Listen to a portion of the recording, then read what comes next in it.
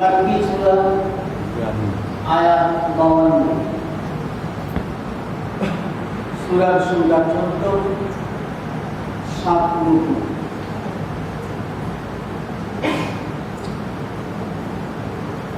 বরাবরই কোরবানি ঈদের পূর্বে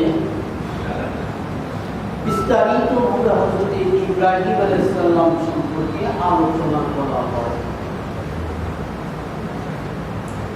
বিগত বেশ কিছু জুমা সূরা আল-আনবিয়ার ধারাবাহিক আলোচনার মধ্যে হযরত ইব্রাহিম আলাইহিস সালামের তাওহীদপন্থী অবস্থান তথা শাস্তি প্রসঙ্গত আলোচনা করা হয়েছে। কিছু কথা, কিছু উপদেশ, কিছু বাণী আমাদের একান্তই জানা অতীব প্রয়োজন বলে মনে করছিলাম সূরা ইব্রাহিম থেকে। সেই নিয়তে আপনাদের সামনে সূরা ইব্রাহিম শুরু করলাম। আল্লাহ তাআলা এর অন্তর্নিহিত কথাগুলো, আমাদের আমলকৃত কথাগুলো যেন বুঝার তৌফিক দান করেন, বলার তৌফিক দান করেন, সে নিয়ত থেকে আলোচনা আরম্ভ করছি। আল্লাহুম্মা আমিন। আলিফ লাম রা। আরবি জানালো আনজালনাহু ইলাইকা লিতুখরিজান নাসা মিনাজ যুলুমাতি ইলান নূর। আমি অবতীর্ণ করেছি আপনার উপরে ইহা আবানাল কিতাব, এই কিতাব আমি তোমার উপরে বা আপনার উপরে অবতীর্ণ করেছি লিতুখরিজান নাস, লিজন্য তুখরিজা বের করতে পারেন, বাহির করে নিয়ে আসতে পারেন, নাসা মানব পারেন, মিনাজ যুলুমাতে, মিন হইতে, যুলুমা হচ্ছে অন্ধকার, অন্ধকার থেকে বের করে নিয়ে আসতে পারেন ইলান নূর, আলোর দিকে। আইমানাল হিদায়াহ, হেদায়াত দিন।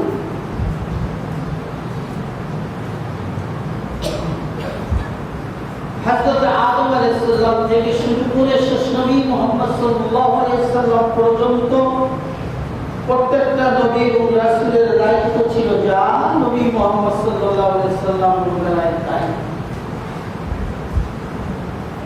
আপনার সূরার মধ্যে অবতীর্ণকৃত কিতাবের কথা বলা হয়েছে। সমস্ত ঝামেলা, সমস্ত বক্রতা বাদ দিয়ে ঠেকিয়ে একমাত্র নূরের দিকে নিয়ে আসার জন্য বোঝা গেল কিতাব, কিতাবুন আনজালনাহু, আপনার করে যে কিতাব অবতীর্ণ করা হয়েছে এই কিতাবই হচ্ছে তার সমাধান। সমস্ত মানুষগুলোকে তাদের চলা পথ একেবারেই গুমরাহ, তাদের চলা পথকে একেবারেই অন্ধকার, আর এই অন্ধকার থেকে তাদেরকে টেনে বের করে নিয়ে আসতে হবে যার দিকে, তার নাম হচ্ছে নূর, আইমানুল ইসলাম। আর এই অন্ধকার থেকে ধরে ধরে ধরে ধরে নূরের দিকে নিয়ে আসার জন্য যে গাইডকে ফলো করতে হবে তার নাম হচ্ছে হাজার কিতাব বা কিতাবুন আনজালনা। এই কিতাব আইমানুল কোরআন তার নাম হচ্ছে কোরআন। নবী মুহাম্মদ সাল্লাল্লাহু আলাইহি ওয়াসাল্লাম হিজরত রিসালাতের পূর্বে ওই যে কথা আছে যে ভালো তার কত চিহ্নই বলা যায় সে ভালো, যে ভালো সে ছোট থেকেই ভালো। ছোট থেকেই যখন হিজবুল যুদ্ধ সহ বিভিন্ন ধরনের অন্যায় অবিচার, সামাজিক, রাজনৈতিক, ধর্মীয়, নৈতিকতা সব মিলে একেবারে অন্ধকারাচ্ছন্ন আইয়ামে জাহিলিয়া, মানুষগুলোকে শান্তি দেওয়ার জন্য, মানুষগুলোকে মুক্তি দেওয়ার জন্য, সবগুলো অন্ধকার থেকে মানুষদেরকে রক্ষা করার জন্য তিনি একটা শান্তি বাহিনী গঠন করেছিলেন। দুঃখের বিষয় সেখানে তিনি টিকতে পারেননি। কারণটা হচ্ছে আল্লাহ বললেন বিইজনি রাব্বিহিম, আদেশ থাকতে হবে মহান প্রতিপালক আল্লাহ রাব্বুল আলামিন। তাহলে কোন মানুষই, পৃথিবীর কোন মানুষই মানুষকে হেদায়েত দিতে পারবে না, পৃথিবীর কোন মানুষই মানুষকে জাহিলিয়াত থেকে বের করে আলোর দিকে নিয়ে আসতে পারবে না। পারবে তখন বিইজনি রাব্বিহিম, যখন আল্লাহ রাব্বুল আলামিনের আদেশ হবে। এই আদেশ যখন হবে তখন মানুষগুলোকে তারা আস্তে আস্তে আস্তে আলোর দিকে ফিরে নিয়ে আসতে সক্ষম। এছাড়া আমরা কখনো কোন মানুষের দ্বারা কোন মানুষ কখনো এটা সম্ভব নয় আল্লাহ ছাড়া। আল্লাহ রাব্বুল আলামিন আমাদেরকেও সেই তৌফিক দান করুন। বর্তমান নবী মুহাম্মদ সাল্লাল্লাহু আলাইহি ওয়াসাল্লাম আমাদের মধ্যে নেই, তাহলে কি আমরা হতাশায় হাবুডুবু করব? আমাদের কি হেদায়েতের সঠিক অবস্থানটা আমরা ফিরে পাবো না? আমরা কি সঠিক অবস্থানে যেতে পারবো না? এর জন্য আমাদের যা প্রয়োজন তার নাম হচ্ছে পবিত্র আল কুরআন। আল্লাহ তাআলা আমাদেরকে তার মানার তৌফিক দান করুন। ইলা সিরাতিল আজিজিল হামিদ, এই অনুযায়ী মানুষগুলোকে আল্লাহ তাআলার সিরাতের দিকে নিয়ে আসতে হবে, যিনি মহাপ্রশংসনীয়, সমস্ত প্রশংসা যার, তার দিকে, তার রাস্তায় নিয়ে আসতে হবে। এবং আল্লাহ রাব্বুল আলামিন পরের আয়াতে বলছেন, মানুষদেরকে অন্ধকার থেকে টেনে বের করে আলোর দিকে নিয়ে আসতে হলে কথা এই মানুষগুলা অন্ধকারেই থাকতে ভালোবাসে। তাদের পূর্বের রীতি নীতি রেওয়াজ, তাদের আইন কানুন, বিধি বিধান, নিয়ম কানুনকে সহ অন্ধকারটাই ছিল তাদের কাছে ভালো। এই লোকগুলোকে যখন আপনি বুঝাতে গিয়ে অন্ধকার থেকে আলোর দিকে নিয়ে আসবেন তখন বাধা।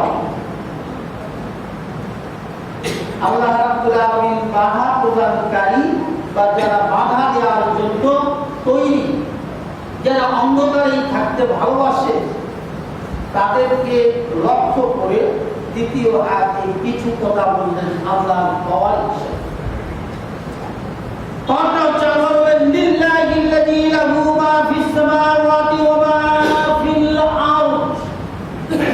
আসমান জমিন, আসমান আর জমিন অবধি যা রয়েছে সব আল্লাহ। আসমান এবং জমিন অবধি যা কিছু রয়েছে, যা কিছু, এক এক করে বলা যাবে? বলতে পারো? আপনি বুঝে সমস্ত কিছুর মালিক হচ্ছেন লিল্লাহ, আল্লাহ। কাকে বুঝালো? যারা অন্ধকার থেকে আলোতে আসতে চাচ্ছে না। তুমি অন্ধকার থেকে আলোতে না আসলে আল্লাহর কিছু যায় আসে না। আল্লাহ বললেন আসমান এবং জমিনের মধ্যে যা কিছু রয়েছে সব আমার। তাহলে যারা আলো অন্ধকার থেকে আলোর দিকে আসতেছে না তারা কে? আল্লাহ। দুঃখ তাদের জন্য, কষ্ট তাদের জন্য, পরিতাপ তাদের জন্য, দুঃখ তাদের জন্য, জাহান্নাম তাদের জন্য। ওয়াইলুল লিল কাফিরিনা, যারা কাফির। তাহলে আমার পূর্বের প্রথম আয়াতে আসেন যারা অন্ধকার থেকে বের হবে না ওদেরকে আল্লাহ রাব্বুল আলামিন দ্বিতীয় আয়াতে পরের অংশে বললেন ওরা কাফির। আর কাফিরদের জন্য আসমান এবং দুনিয়ায় যা আছে, জমিনে যা আছে তা নয়, তা হচ্ছে আল্লাহর জন্য। আর কাফিরদের জন্য আযাবুন শাদীদ, কঠিন শাস্তি। তাহলে অন্ধকার যুগ, এই অন্ধকারের মধ্যে যারা আছেন, আপনি আবার বলবেন আমাদের এখানে অন্ধকার নামাজ কালাম সালাত সিয়াম হজ জাকাত সবই তো আমাদের কাছে। তাহলে অন্ধকারের মধ্যে আছে যারা কাফির। তখন আর এখনকার মধ্যে তফাৎ হলো, তখনকার লোকজন আল্লাহ রাসূল সাল্লাল্লাহু আলাইহি ওয়াসাল্লামের নিকটে এসে তার হাতে বাইয়াত গ্রহণ করে ইসলাম কবুল করেছিলেন, তার নাম হয়েছিল মুসলিম। আর এখনকার হলো মুসলিমের ঘরে জন্মগ্রহণ করেছেন, সালাত সিয়াম ইত্যাদি ইত্যাদি না থাকলেও সে মুসলিম। আবার সালাত সিয়াম সবই আছে, কতবার যে তার ঈমান নষ্ট হয়ে গেছে, কতবার যে তার ঈমান বিলীন হয়ে গেছে, সে কাফিরে চলে গেছে, এরপর তো কখনো সে মনে করেনি আমাকে নতুন করে মুসলিম হতে হবে। এটা কখনো সে ভাবে। একটা পথ আল্লাহ রাব্বুল আলামিন দিয়েছেন, তা হচ্ছে তওবা ইস্তিগফার। হ্যাঁ, ব্যক্তিগতভাবে আপনি করে আপনি মহান আল্লাহ রাব্বুল আলামিনের নিকটে তওবা ইস্তিগফার করে নতুন করে জীবন গ্রহণ করতে পারবেন। এই সুযোগটা আমাদেরকে আল্লাহ তাআলা দিয়েছেন। বলেন আলহামদুলিল্লাহ, আলহামদুলিল্লাহ। তো যারা কাফির তাদের অবস্থা এই, এদেরকে দিয়ে বলা যেতে পারে প্রথম আয়াতের ব্যাখ্যা পরের আয়াতগুলাই আল্লাহ রাব্বুল আলামিন দিয়ে যাচ্ছে। এই আয়াতের মধ্যে প্রথম আয়াতে আমরা যা পেলাম তা হচ্ছে অন্ধকার থেকে বের করে আলোর দিকে নিয়ে আসবে। তার মানে বেঈমান থেকে ঈমানদার থেকে নিয়ে আসবে। এরপর যারা আসবে না তাদেরকে বলা হলো কাফির, তারা কঠিন আযাবের মধ্যে ভুগবে। আরো কিছু বৈশিষ্ট্য আল্লাহ উল্লেখ করবেন। আল্লাযীনা ইস্তাহিব্বুনাল হায়াতাদ দুনিয়া, এদের বৈশিষ্ট্য হচ্ছে যে তারা ভালোবাসে।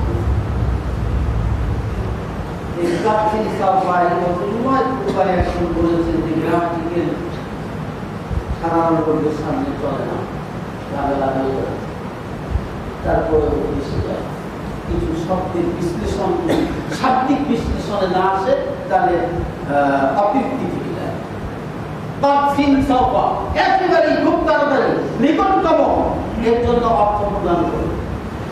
অচিরেই অবশ্যই আল্লাযীনা ইস্তাহিব্বুনা, আমার গ্রামাটিক্যালে আরেকটা জিনিস, সেটা হচ্ছে এটাকে বলা হয় মুডাল। আপনার ইংরেজিতে যেটাকে প্রেজেন্ট এবং ফিউচার দুইটা একসঙ্গে, বর্তমান এবং ভবিষ্যৎ এই দুটাকে একসঙ্গে আরবিতে বলে মুডাল, বর্তমান এবং ভবিষ্যৎ। আল্লাহ রাব্বুল আলামিন বললেন ইস্তাহিব্বুনা, অবশ্যই ভালোবাসি হায়াতাত দুনিয়া বাল তুসিরুনাল হায়াতাত দুনিয়া। আল্লাহ বললেন খুব সামান্যতম দুনিয়ার অবস্থা, আর আল্লাহ এখানে বললেন তারা দুনিয়াকে খুব বেশি ভালো দুনিয়া পাবো। আর ভালোবাসবে তো বাসবে, আবার একটা তুলনা আল্লাহ দিল। এই তুলনাটা হচ্ছে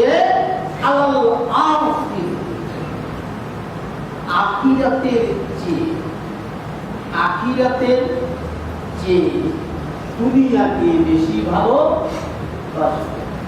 তাহলে আল্লাহ এই কথাটাই কি আল্লাহ এতে বুঝাতে চাচ্ছেন না যে যারা কাফির তারা আখিরাতের চেয়ে দুনিয়াকে বেশি ভালোবাসবে, আর যারা মুমিন তারা দুনিয়ার চেয়ে আখিরাতকে বেশি ভালোবাসবে? এটা হল না? তাহলে আপনি আপনার সিদ্ধান্তটা আপনি নিয়ে নেন যে আপনার মধ্যে যদি, আপনার ভিতরে যদি দুনিয়ার চেয়ে আখিরাতের বেশি ভয় থাকে, দুনিয়ার চেয়ে আখিরাতের কল্যাণ কামনা করার বা কার্যকারিতা আমল কাজ বেশি থাকে, তাহলে আপনি নিজে নিজে বিচার করুন। চোখ বন্ধ করেন, করে বিশ্বাস করেন। আমি বড় মনে বলি যে আপনি যখন ঘুমাতে যাবেন, ঘুমাতে গিয়ে উজু করে অন্তত 2 রাকাত সালাত করে কোরআন তেলাওয়াত করে ওখানে আপনি চোখ বন্ধ করে 2-3 মিনিট নিজেকে সময় দেন। কোনো কথা নেই, 2-3 মিনিট চোখ বন্ধ আর করবেন না। এখন আপনি ফজর থেকে শুরু করে এশা পর্যন্ত কি কি করলেন আপনার মনের চিত্রপটে তুলে ধরে আপনি বিচার করেন, কি কি ভালো করলেন, কি খারাপ করলেন। ওই সময় এখন আপনি চিন্তা করেন দুনিয়াবি কাজ আপনি কি করলেন আর আখিরাতের কাজ কি করলেন। তুলনামূলক ভাবে দুনিয়ার কাজ কতটুকু হলো, আখিরাতের কাজ কতটুকু হয়েছে। আল্লাহ এখানে বলেছেন ইস্তাহিবুনাল হায়াতাদ দুনিয়া আলাল আখিরাহ, এরা দুনিয়াকে আখিরাতের চেয়ে মূল্য দিবে। যে কারণে রসিকতার ছলে হোক, কৌতূহল বশত হোক, কিয়ামতের দিন বেশ যা কিয়ামতের দিন বেশ, কিন্তু আদতে এই অবস্থানটা আমাদের হয় কেন? কেউ আখিরাতের দোহাই দিলে, আল্লাহর দোহাই দিলে, তারপরেও আমরা মিথ্যার আশ্রয় নিয়ে সেটাকে গ্রহণ করি। আখিরাতে কি হবে, আল্লাহ কি করবে তা পরে দেখা যাবে। তার মানে প্রমাণ করে যে ওই লোকটা আখিরাত আর আল্লাহ সম্পর্কে ঈমান নাই। ঈমান যদি থাকতো তাৎক্ষণিক ভাবে সে মনে করতো এ যখন এভাবে আমাকে দোহাই দিল, তখন যদি আমারই ঠকা হয়, আমারই যদি যেটা না হয় না হোক, আমি তার কথাটাই রাখ। কিন্তু রাখে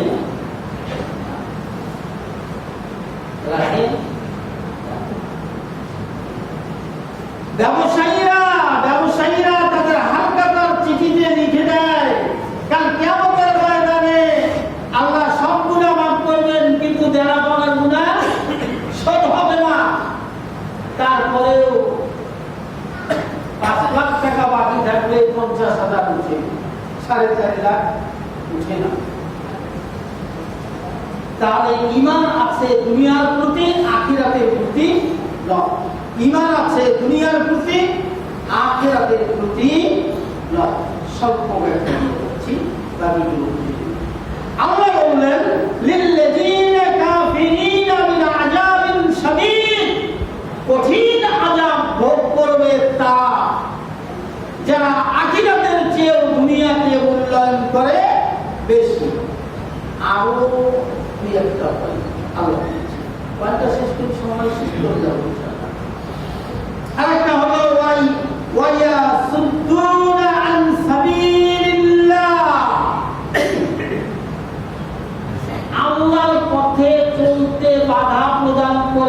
এক কথা, আল্লাহর পথে চলতে গিয়ে পথটাকে আঁকা বাঁকা করে কাটাবৃত্ত করে কষ্টদায়ক করে আরেক কথা।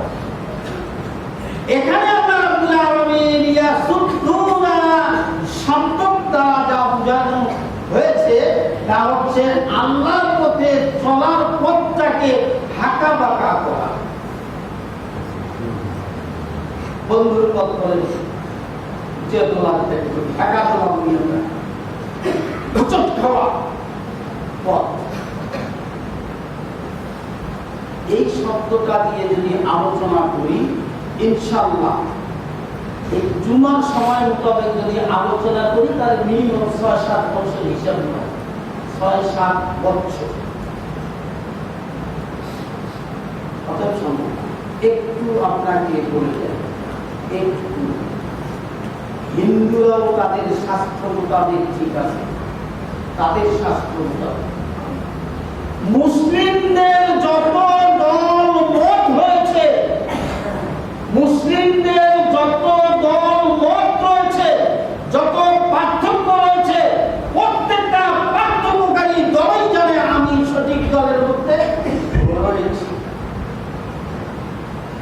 কথা আমরা বুঝার চেষ্টা করি।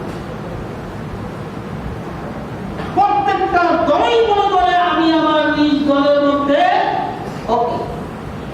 ওরা কেমন মাঝে মাঝে একেবারে শিয়ালের মতো সিম্বি ওটা তারপর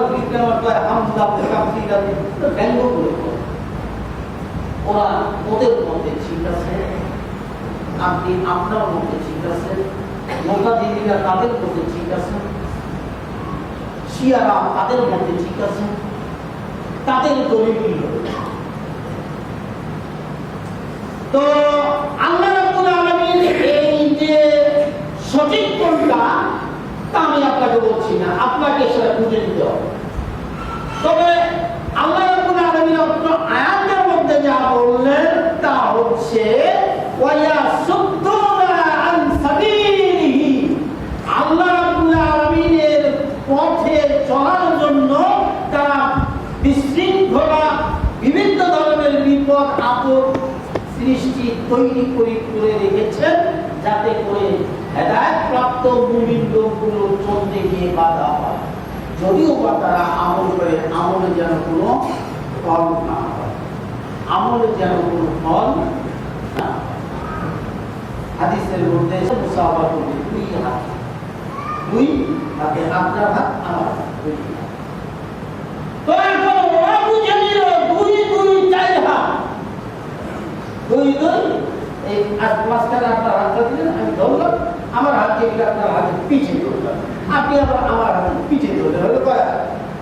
4 হাত। কথা ছিল একজন মুসলিম আর একজন মুসলিম যখন মুসাফা করে তখন তাদের পূর্বের গুনাহ সম্পর্কে আল্লাহ তাআলা মাফ করে দেন।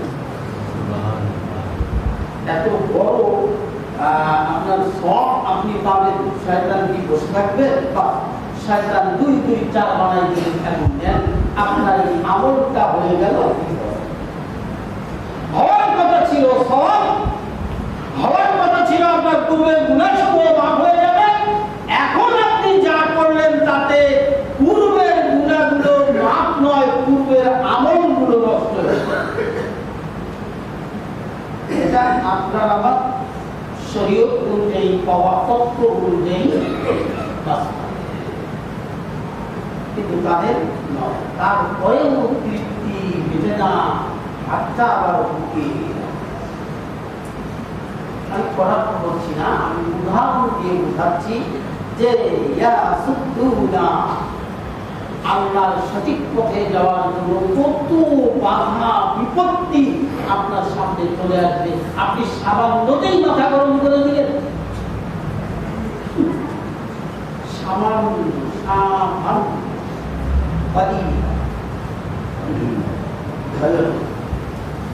আল্লাহ রাব্বুল আলামিন শুধু তাই বললেন না, এরপরে বললেন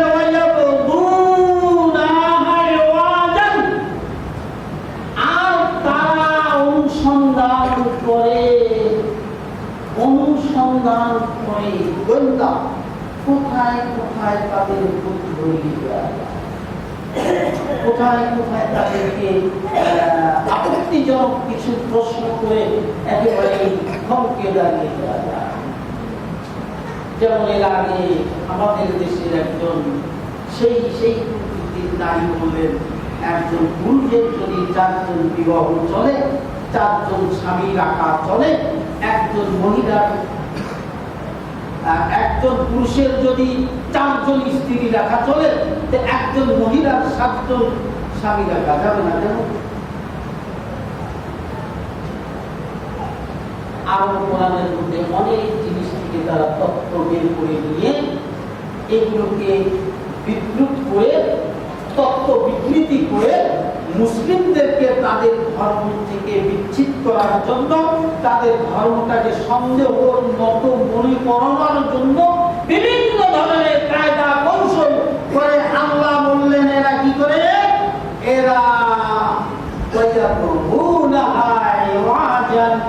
এই রাস্তাগুলো তৈরি করে, উপস্থাপন করে।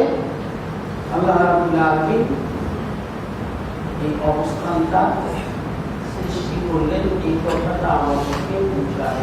এর ফাঁকে তোমার কথাটা বলে দিই।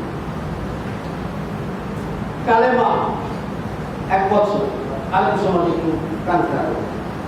তৈরিবাটাও 1 বছর। 1 বছর মানে একক একজনের কথা থাকবে। সেই কথাটার নাম হচ্ছে লা ইলাহা ইল্লাল্লাহ। আমি সাক্ষ্য দিলাম বা আমি গ্রহণ করলাম, বিধানদাতা, আইনদাতা, রব, প্রতিপালক আমার শুধু একজন, তিনি হচ্ছেন আল্লাহ। লা ইলাহা ইল্লাল্লাহ, কালেমা তাইয়্যিবা, লা ইলাহা ইল্লাল্লাহ। কোন আলেমকে যদি জিজ্ঞেস করি, হুজুর আপনি একটু আমার কালেমা তাইয়্যিবাটা বলে দিন তো, তিনি বলবেন কি? লা ইলাহা ইল্লাল্লাহ। কালেমা তাইয়্যিবা, কালেমা তাইয়্যিবা মানে কি? 2 বছর হলো। 2 কালেমা, কালাম মানে বাক্য, সেন্টেন্স, 2টা সেন্টেন্স। কালেমা তাইয়্যিবা মানে 2টা সেন্টেন্স, 2টা বাক্য। 2টা বাক্য হচ্ছে লা ইলাহা ইল্লাল্লাহু, লা ইলাহা ইল্লাল্লাহু, দম দিতে হবে, মুহাম্মাদুর রাসূলুল্লাহ। ঠিক আছে, এটা কালেমা তাইয়্যিবা নয়, এটা কালেমা শাহাদাত। অনেক আলেম বলেছেন কালেমা তাইয়্যিবা 2টি কালেমা। এক, আপনাকে বলতে হবে লা ইলাহা ইল্লাল্লাহু মুহাম্মাদুর রাসূলুল্লাহ, অথবা লা ইলাহা ইল্লাল্লাহু ওয়া আন্না মুহাম্মাদুর রাসূলুল্লাহ। আরে আপনি এলোমেলো কথা বলছেন যে ঘাটে বাজারে ভালো হচ্ছে, একটু হলেও করতে পেরেছেন, লক্ষ্য করতে পেরেছেন, ভাবতে পেরেছেন, বুঝতে পেরেছেন। আল্লাহ সে কবুল করুন।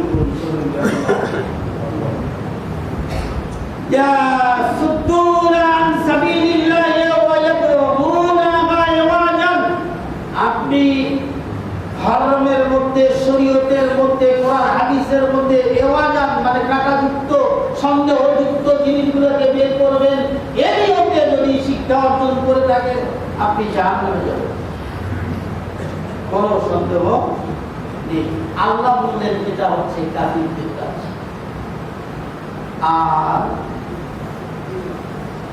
উলাইকা ফি যালালিন বাঈদ, এরা অনেক অনেক দূরে, বিভ্রান্ত তো বিভ্রান্ত, এরা অনেক অনেক দূরে কঠিন বিভ্রান্তির মধ্যে এখনো রয়েছে। প্রথম আয়াত আল্লাহ বললেন লিতুখরিজান নাস মিনাল জুলমাতি ইলান নূর, তাহলে একেবারে অন্ধকারের গহীন তমাল যাদের অবস্থান, তাদেরকে এখান থেকে টেনে বের করে নেওয়া অসম্ভব। আল্লাহ চাইলে তো সম্ভব। বাকি পরের আলোচনা আরো সুন্দর হবে ইনশাআল্লাহ। আল্লাহ তাআলার কথা সবই সুন্দর যদি বুঝতে পারি, তাহলে বুঝতে না পারে নয়। আল্লাহ রাব্বুল আলামিন সে পর্যন্ত আমাদেরকে হায়াত তাইয়্যিবা দান করুন। আগামী জুমায় পরের অংশে ইনশাআল্লাহ আলোচনা হবে। আল্লাহু আমিন। রব্বানা জালালনা